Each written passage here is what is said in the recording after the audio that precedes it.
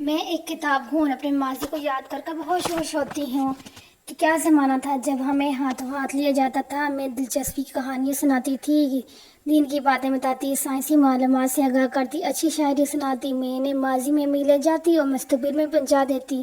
میں تحقیق کر کے ہمیشہ سچ بات بتاتی تھی۔ آج کل انٹرنیٹ کی طرح نہیں، جہاں بظاہر معلومات کا طوفان آیا ہوا ہے، اس طوفان میں حقیقت پکڑنا مشکل ہے۔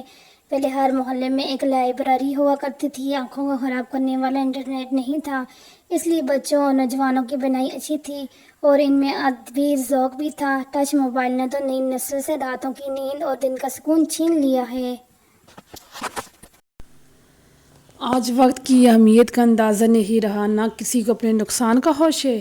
ویسے بھی آپ علم بیزار اور کھیل پسند لوگ ہیں، یہ آپ کو قومی مزاج بن گیا ہے۔ انٹرنیٹ ایجاد کرنے والے نے تو ہم سے یعنی کتابوں سے ناطہ نہیں توڑا۔ وہاں ہماری عزت اب بھی بہت ہے۔ کوئی نئی کتاب آنے والی ہوتی ہے تو ہزاروں کاپی محفوظ کر لی جاتی ہیں۔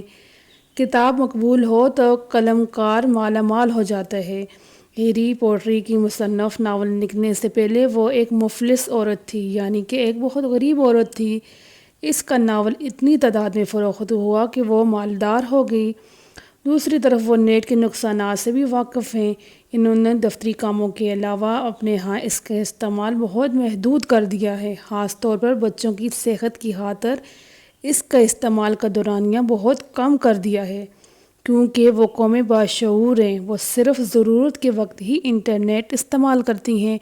ان عدالات سے جو تابکاری خارج ہوتی ہے، یعنی ان انٹرنیٹ سے جس سگنل ہمارے پاس آتے ہیں، ان کے ساتھ جو جراثیم آتے ہیں، جو شعاعیں آتی ہیں، وہ پورے انسانی جسم کے لیے بہت ہی نقصان دہ ہوتی ہیں، جبکہ کاغذ پہ چھپی ہوئی کتاب سے کوئی صحت پر اثر نہیں پڑتا۔